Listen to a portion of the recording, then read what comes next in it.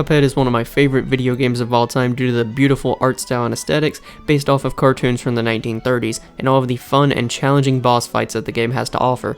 Except for the dragon and the robot, they can burn in hell for all I care. But Cuphead can be pretty difficult sometimes, so I decided to take an already decently difficult game and turn it into nightmare mode by trying to beat every boss in the game without moving. I know what you're about to say. Don't some bosses require you to fight them in an airplane? Yes, and we will deal with that when we get there. But first, let's go take on the first boss of the game, the Root Pack. Before we go to the first boss, I'm going to quickly talk about the rules that I have set in place. When I'm fighting a boss, I have to stand still and fight him. Jumping will be allowed, so I can either just avoid damage or hit the box's hitbox if they're up really high. But other than that, all I can do is jump and stand still when fighting a boss. And this will be played on my account where I've beaten the game, but that shouldn't matter too much. I just did that so I'll have most of the shots unlocked. I don't have the charged shot unlocked, and I will not be using DLC weapons for this, so only base game weapons are allowed. And with the rules out of the way, let's get to the Root Pack, the first boss in the game, to see if you can beat Cuphead without moving. The Root Pack, the first boss of the game, wasn't really that hard. I mean, I did die a fair amount of times just trying to get used to the challenge, but the shots I ended up going with were the pea shooter for its medium range and pretty decent damage, and the chaser for the final phase of the carrot. But the potato wasn't really hard. I just kept messing up the parries on the worms and also just jumping into his projectiles instead of over them. Like I tried to pre-fire, I guess might be the right word, pre-jump, and it never worked out. But here was the worst part of this fight, and the reason I lost so many lives and died was that onion, because his tears are complete RNG. You may only get hit one time like I did here in this successful attempt. You may get hit all 3 times, lose all your health, and die right there. But with the carrot is the whole reason that I decided to use the chaser shot, is because the only way I'd be able to hit him normally is if I was using the pea shooter. I'd have to jump every second.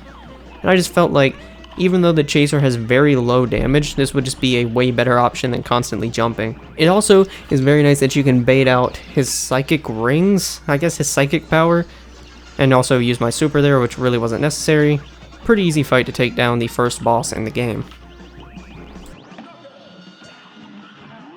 Next up on our hit list is Goopy Legrand, who most people consider to be the easiest boss fight in the game. Personally, I think the Root Pack is a little bit easier, that's why I decided to fight them first for this challenge. But what I didn't expect from Goopy is to be a roadblock, and to be such a major roadblock at that. I think I ended up spending 2.5 to 3 hours, somewhere in that range, on this boss fight, and I died probably 300 to 400 times. And the reason I died so much is because I was rarely getting past his first and second stage. I may have made it to his third or final phase probably 50 or 60 times out of all of those attempts. It's mainly because this boss fight's pretty much just RNG of if he'll do like the long jump and just crush you from the other side of the battlefield, or he'll do a short jump and just hop right over you and you'll get extremely lucky. And another hard part was if I ever made it to the third and final phase, I most likely had 1 health. And my super there you can only use once, so like right there I had to get extremely lucky, him to come down and hit me twice, and the spread to finally finish him off. Next up we have Cagney Carnation, who is my favorite boss from Aisle 1, and just like the Root Pack, he is not too difficult to defeat, and I am thankful for that we do not hit another roadblock like Goopy back to back. But for this boss fight, we have to get up onto the levitating platforms, since we are just out of reach of both of them. So we have to let Cagney hit us, taking intentional damage, launching us back just far enough to land on that levitating platform. Because if we didn't, for his final phase, he layers the bottom of the map with spikes, and we will just instantly die if we get caught in that. So taking that intentional hit allows us to be able to move safely back and forth onto that levitating platform. And the only real challenge that I had with this fight was probably the attack that he's doing right now, where he shoots seeds out of his nose like a Gatling gun, and his final phase. The reason I struggled with this one a little bit was just because of the amount of stuff it spawns and the brain at the top that opens its mouth and shoots at you. And his final phase is difficult because you have to use your invincibility super to avoid taking damage, because no matter how hard you try, you will not be able to jump higher than the vines attacking the floating platforms there. Trust me, I tried a lot. But even here, like I almost died there, a second or 2 more and I would have been dead. So it's just kind of luck if he decides to attack your floating platform or not. With 3 out of the 5 Aisle 1 bosses beaten without moving, I was full of confidence headed into Ribby and Croak's fight. That did not last long at all. Right there is where this whole challenge ends, because Ribby rolls into a ball, and just stands on top of us, forcing us to move to not die instantly. And you see that worked out well. So just like that, this challenge is over. 3 out of the 5 bosses were beatable. But if you've seen any other video I've ever done, I'm going to continue doing it with dashing this time. So this is now, can you beat Cuphead with only dashing to avoid attacks instead of moving? I am still pretty impressed though that we were able to complete 3 out of the 4 ground-based fights, I guess, if you'd like to say that. 3 out of the 4 ground-based fights on Aisle 1 without moving at all, and then 3 out of 5 of Aisle 1 because Hildeberg, the last boss, is a plane level. So 3 for 5 overall, 3 for 4 on non-airplane bosses, ground bosses, whatever you want to call them. Their second phase was probably the most difficult one. I don't know, it's about even with their third and final phase where they just turn into a giant slot machine. And for the third and final phase, I do some turning around using the D-pad, but I think I can let that slide in this challenge because it's a necessity. Like if I wasn't able to, I would just stand there and get hit. So I just tap the left and right D-pad occasionally and then just dash from there. But other than that, I don't use it at all to move or anything like that. And one more cycle from their little slot machine. We get the bull, the second easiest to avoid. I just pop my invincibility super just to be safe and quickly take them out.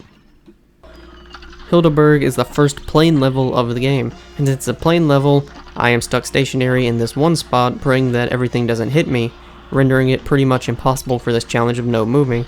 So I gave all of the airplane levels a good few shots, but after that, I just decided to beat them normally because there's no way I even remotely have a chance of doing them stationary, because this was my furthest attempt I got. So after that, I just took a couple more attempts, beat Hildeberg normally, and moved on. So this will be obviously what I will do for every plane level, is give it a couple attempts to see how far I can make it just by staying still and not moving, and then I'll just beat them normally so I can keep progressing and fighting more bosses. The first thing that I decided to do on Aisle 2 was take care of both of the plane bosses, Wally Warbles and Jimmy the Great, because they're plane levels and I obviously have to play them normally. Now that the 2 plane levels are done, we can get to the first real boss of Aisle 2. I don't know why I just did air quotes, not like you can see me, I don't have a face cam. Beppy's challenge though is impossible to do without dashing, just standing still, because he will just put you in a corner and continually run into you. I think I tried 2 or 3 times. It was just instant death, and also the ducks would just drop the fire right on top of you. His second phase might be doable, but again I'm not sure because the train would just push you into the left corner and those dogs would just spawn on you, damaging you.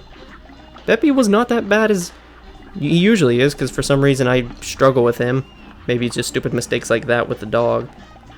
This is the worst stage of Beppy. I hate this stage with the stupid horse, just because you get pinned in a corner again by the train, and those attacks sometimes are undodgeable. I mean, the yellow one's probably the easiest one to dodge. We just needed good RNG here, that the train wouldn't just scoop us over into the left side and force us to take damage from Beppy on his horse, or having to like dodge some of the passengers and jump into Beppy. Now going into Beppy's final phase with 2 health, I was pretty excited, but this has happened to me before. I've gotten to his final phase with 2 or even 3 health and made some incredibly stupid mistakes, or just mistimed a jump and fell right to my death.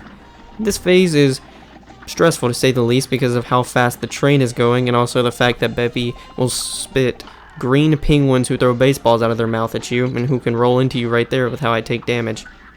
And I was scared here, so I just decided to pop my super, stand underneath him, and do as much damage as I physically can. Then jump up to avoid the train just as my invincibility runs out. I'm pretty sure I was so scared I was going to die, and right there, I could have died, because if he spits out a penguin and it rolls to the left, I could be gone. But just like that, Beppy is beaten. And not too bad. Let's hope the rest of the bosses can go as simple and easy as he did. The penultimate boss of Aisle 2 is Baroness von Bonbon.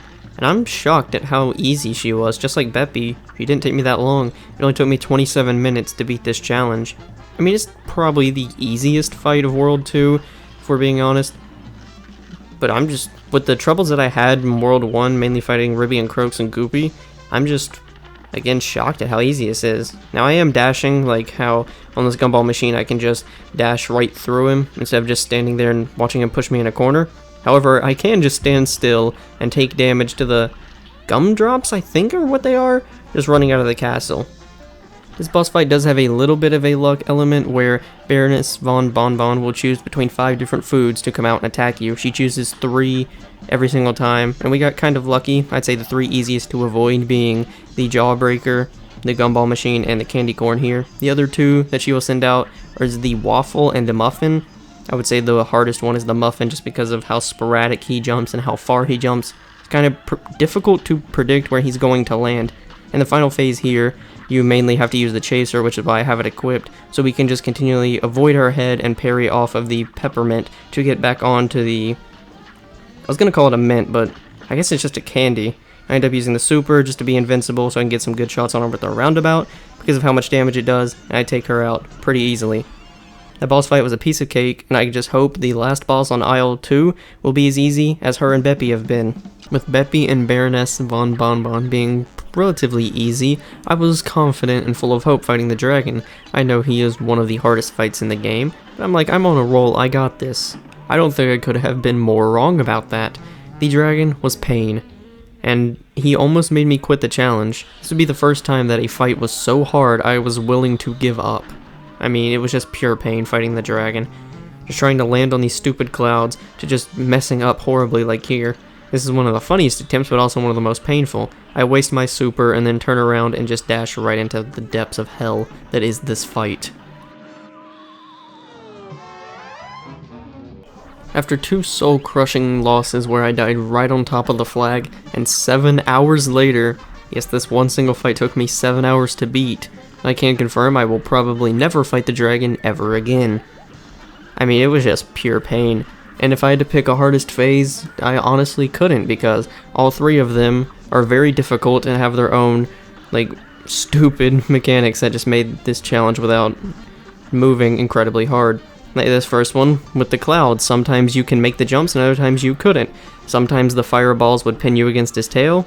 You just have to get lucky. And for this phase, I don't like it normally. I don't know why I struggle on this. I guess if I had to pick one, this would be, I guess, the easiest? I died probably the least amount on it, but it was the most frustrating because I'm like just 1 phase away and I kept taking stupid damage. Like here on 1 health, I really could have made it with 3, but no, his final phase here, I have so many problems with it. The amount of times I've died is just disheartening.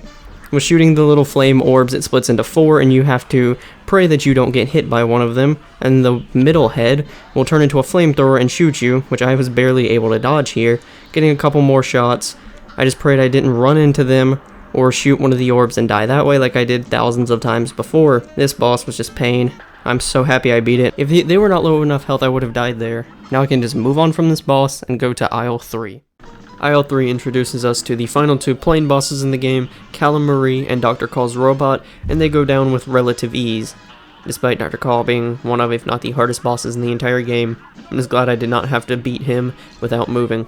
Rumor Honeybottom is the first boss that I decided to tackle on Aisle 3, and just like the dragon, her stage is an auto-scroller, but this time it is a vertical auto-scroller that has a pit of honey at the bottom, which if you mistime your jump, which is very easy to do because the dash can just miss the platforms, you will just fall, get stuck in the honey until you die. The only problem with this boss fight is really just the ledges or the platforms because the dash will easily overshoot and you will just land right in the honey. And this boss is usually a struggle for me. Once again, it's just a random one that I find incredibly hard. This challenge, it was even easier than beating her normally. I don't really understand how that this challenge made this boss easier, but it did. And the thing that made this boss easier than the dragon was probably just the sheer amount of platforms, because there's an overabundance of platforms, which I'm very happy about.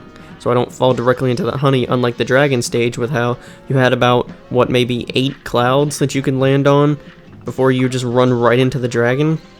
I know I keep bringing up the dragon, but that fight has literally scarred me, those 7 hours. That just pained me thinking about that. Here in the final stage, actually with 3 health, which I think is one of the first times I've made it to a boss's final phase with 3 health. I mean, I've just pinned myself up against the right side. I was able to avoid her punches until I decided to jump right into it. So I probably could have finished this boss with actually 3 health. Still have my super, just holding on to that just in case. I was going to use it as my final gambit if I was on 1 health and it was about to hit me. So I pretty much had 4 lives going into this. And now that the toughest non-plane boss is down, let's see how the rest of Aisle 3 treats us. After defeating Rumor Honeybottom, it was like I got a power-up because I just proceeded to steamroll the next boss, Werner Wormer, however you want to pronounce it, the German rat. That's just going to be his name. Or just Tom and Jerry back there, because they look almost identical to Tom and Jerry, except the cat's more purple than blue. Yeah, I steamrolled through this boss, though. It took me, I believe, only 14 minutes to beat him, which would be the fastest I beat a boss. Next closest would probably be Baroness von Bonbon or the Root Pack. I think the Root Pack took me like 20 minutes maybe? Whatever, I'm getting sidetracked. This boss isn't horrible. This is probably the most annoying phase with all the bottle caps. Just because sometimes I would get pinned against his... I don't even know what I would call that. His machine? I just get stuck on that, and if I tried to go through it, I would just get stuck and take damage underneath him. While I finish beating up Tom and Jerry, that leaves only 3 bosses left on Aisle 3 before we can make it to the final 2 bosses of the game. We've been rapidly approaching this, which has kind of surprised me, how quickly some of the bosses have went down. Obviously, I'm not going to say his name, but you can tell. But he sends the ghost of Jerry's dead friends to attack us from beyond the grave. Pretty morbid. Just like Tom and Jerry's boss fight, Captain Brinybeard was not difficult at all. In fact, very easy. I think it took me 16 to 17 minutes, somewhere in that range, to end up beating him. The main problem with this fight was the only shot that I could find that would actually hit him was the chaser, because I would only hit him like once or twice if I shot him with the pea shooter. The roundabout I don't think could reach him. Maybe I just was getting unlucky and not jumping high enough to hit him. So I had to use the very weak chaser shot, but luckily with his other attacks like the sea dogs that he sends out to attack us, it just immediately locks onto them, so I don't risk taking damage from that. Yes, I did decide to speed up the footage in post because I couldn't think of anything interesting to say because I already said it in the first part, like how the chaser was the only shot I found to be able to reach him, and it can kill like the sea dog, so one of his attacks. But it does decide to get scary here in the 3rd phase after the ship gains consciousness and decides to kill Brinybeard and proceeds to just activate its own little hyper beam. Now I shouldn't have taken damage there, and I almost died there. I honestly think I really should have died when hitting that barrel. The penultimate boss for Aisle 3 is Sally Stageplay, and just like Tom and Jerry, Captain Brinybeard, she was incredibly easy. I think she took me around 20 minutes to beat. So I got incredibly lucky being able to beat Sally Stageplay, Captain Brinybeard, and Tom and Jerry in about 40 minutes total for 3 bosses, which is something I didn't do on either of the other 2 aisles. I mean, on Aisle 1 and 2, I spent over 40 minutes plus on one boss alone, but somehow Aisle 3, which is supposed to be the hardest out of all 3, considering it's the second last one before the final bosses, I'm just shocked at how easy all of these bosses have been. 2 of the harder bosses of Calamari and Dr. Call's Robot I had to play normally because they were plane levels. I guess that helped with the difficulty and made it a little bit easier. To be honest, I'm not really sure how this run was able to succeed and I actually beat her because there are some very close calls here, like with those rat cars there. And I also was down to only 1 hit point on her 2nd phase, so I had to survive her final 2 phases, almost getting hit by that wave, which I think my hitbox might have clipped right there. Same thing with that lightning, it was incredibly close. I might have been a couple frames away from death there. But I get kind of lucky getting lightning. I mean, also just being able to stand underneath her and hit her with the lava, which has massive amounts of damage. But her final phase here was pretty tough because I just had to pray that I didn't dash too early or dash right into one of the roses. That would have been fine. It just consisted of me just dashing to the left and the right side while continuing to hit her with the chaser. Once again, the chaser coming in clutch because I don't think any of my shots would have been able to hit her because I would have had to stand still. I just end up popping the super to guarantee the victory. The final boss of Aisle 3 is the Ghost Train. However, unlike every other boss in Aisle 3 being pretty easy, this is where the difficulty ramped up and this actually became a challenge again. And the reason that this fight was such a challenge and so difficult was because every single phase I had to come up with a different strategy to beat. Like my strategy for the first phase was staying on the left side and just parrying the left handle of the cart, so I would just stay in that one position and wouldn't get moved by the pumpkins dropping the pink bars of soap. And for the second phase here, my only real strategy was to just pray that he ended up where I needed him to be, and like I was right underneath him and could just do mass amounts of damage. Because those pumpkins they just love to drop the little pink soap bars right into the path of his hands and will get you killed. Like right there, if he was a few seconds faster, I would have died. I did a lot. This, once again, you just have a 33% chance of where he's going to appear. Sometimes you'll get incredibly unlucky and he will appear on the other side, or sometimes, I think my luckiest attempt was 5 straight times for him. Now entering the third phase, my strategy was to get to one of the sides, whichever I was closer to or already on, and destroy that. I'm be real, I don't know what they are, I've just always called them lollipops, but it was to take down one of them and then switch over to the roundabout shot and just continuously jump to take out the little ghost that if you kill them, they drop pink parries, which can move your cart and is very annoying. And the reason I stayed on the complete left or right side was because the thing would never hit you. The one you were underneath couldn't hit you, and the one on the opposite side of the train would never hit you. So I just had to stand there jumping, continuing to parry the left handle if the parryable skull that the ghost dropped was about to hit the other handle and move the cart. But this is what this phase was mostly considered of, just parrying the left handle just to be safe so I wouldn't move the cart and end up dying. Because if I did, it was certain death, especially mid-attack. That one was the worst because that happened to me a couple of times. But it just consists of jumping and just slowly waiting to kill the lollipop that shoots the lightning at you. And now that both of the... calling them lollipops just seems weird, but I don't know if I'm just dumb, but that's just genuinely what they look like to me. Now we're in the final phase against the train dog thing. And what made this very difficult was you have to jump up and parry his tail and avoid all the fire spitting out of his heart and all the bones that he would shoot out of his nose, I think is where they come out of. Very scary again at 1 health. It's very tough. I just end up acting the super pretty early, just hoping I can get as much damage as possible. The good thing about this phase is he doesn't have a lot of health, but it is kind of difficult just due to the fact that it's an auto-scroller, and since I can't move, I'm stuck stationary and waiting for him to run all the way back, and just like that, I missed the tail. But if he did not move back, this would be impossible. Like, if we had to move the cart to, go hit him on the right side of the screen, that wouldn't have been possible. Now all that we have left standing on our path are King Dice and the Devil, the last 2 bosses of the game. So this is what hell looks like. Honestly, I thought it would look a bit more like the dragon fight. King Dice is the second to last boss in the entire game, and he has very different mechanics than every other boss in the game, because you have that pink die you have to parry, which will roll between a number 1 through 3, and that determines where you're going to land on his board back there, and every single red space, except for the end and start over, is a boss, so there are 9 different bosses before you can even begin to fight King Dice. Now I'm going to take a quick look at all the 9 possible bosses that you can face. The first boss being these 3 drinks. They're not that bad, pretty easy. But I find the second fight to be more ideal against the poker chips. I just find him easier because you can just dash right through his attacks. The third fight, the cigar, is impossible because the dash does not get enough distance to make it over to the other ashtray. And fighting the dominoes, it is pretty much impossible. You need like 5 health just because it's constantly moving, and the dash will probably just move you into the spikes. The rabbit is again the ideal one to take on at number 5 because he's the easiest out of 4, 5, and 6 to take on and actually beat. So he's the one I always went after. Number 6 is interesting though. It's this plain level with a horse. And considering every other plain level has been impossible so far in this challenge, I was thinking the same thing. So I just went in on my first attempt, actually getting him. I decided I'm going to try and do it without moving. Wasting the super there because I realized I couldn't move. I decided to stand still. 5 health probably helped a massive amount, but being able to dodge those ghosts at the bottom of the screen helped. Getting kind of lucky with the presence, only taking that 1 damage there, is being able to be pretty resilient, and being in that present also kind of helped, and I was able to take him out. The 7th boss is the 3rd one that I would say go after, and the final boss to actually take on, because you can just dash right through her when she charges at you, and then also just dash through I was about to call them pearls, but I guess just their balls that she spits out at you. For the 8th boss, it is an 8-ball.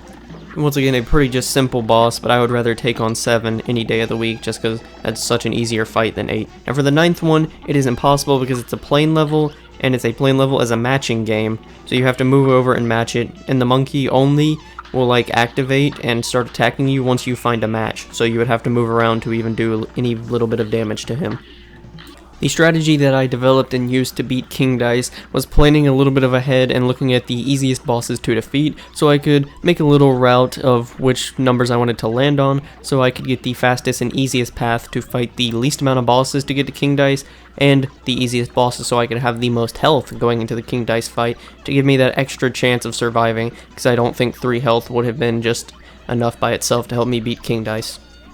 After rolling a 2 and landing on and beating the poker chips, my next goal was to get a 3 to land on the rabbit, because out of 4, 5, and 6, he was the easiest one to take on, because 4 was the dominoes, which I only beat one time because I had 5 health, and that was enough health to tank through just that entire fight and get me through it, and 6 was the ghost horse, which I only beat once.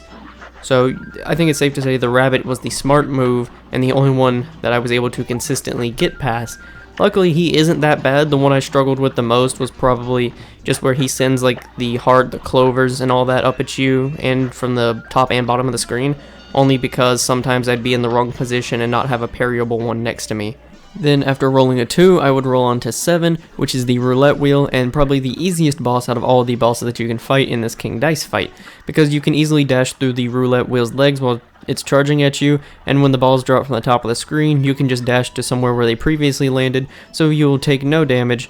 This fight is pretty much just a free space, honestly, and it's especially important if it has the little health icon so you can gain health from this fight. Then once I get done fighting the roulette wheel, I go for a 3 so I can land on the safe space, and then I just need a 2 or a 3 so I can actually start the King Dice fight. And yes, unfortunately, I did hit the start over when I was there. I think I may have had even 6 health at one point, but I screwed it up because I landed on the restart, which sent me back all the way to the first boss. I think I ended up fighting them and then dying. But I really needed that 5 health for this King Dice fight here. I really almost screwed this up. I was really nervous because there was a previous attempt where I died. He was a couple hits, maybe even one away from death, popping the super, just deciding to tank all of his attacks, and praying that I can do enough damage and kill him before he gets his next attack off, which I do. And that took about 4 hours, not that bad. Now it's time for the final boss, the Devil. Before this challenge, I used to think that King Dice was the hardest fight in this game, but this challenge has changed my perception of that. I have now realized the Devil is the hardest fight in the game. I mean, it kind of makes sense. We're fighting the literal devil, and he is the final boss, so it makes sense he's difficult, but this fight put me through living hell. It lasted around 7 hours, about the same as the dragon, but I actually reached the final stage more often in the dragon than I did here. Like, going through the footage, I only saw like 5 times, maybe I could have skipped over some, but that was only around 5 times I made it to the devil's final phase, because I kept dying in his first, second, even third and fourth stages, because I think he might only have 4. Whatever, I kept dying in every other stage, not giving me the chance to reach his final stage. Like, in the first stage, his little spider bounce, I would just sometimes dash and it would predict me, so I would roll right into it.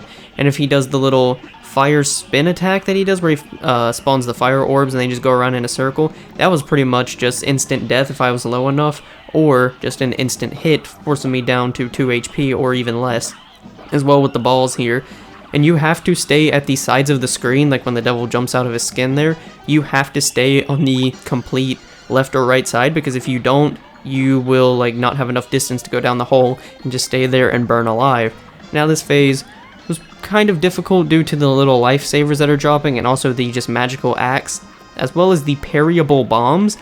I mean, I just missed them sometimes, yeah, that was my fault, and other times, I swear to God, their range was way too big, and it didn't hit me, but the game decided just to make me take damage and make me suffer even longer. Now for his third phase here, again, there are only 3 platforms, and he spawns whatever the hell those things are. And again, the lightsabers are dropping down from the sky, which I had to get lucky to avoid.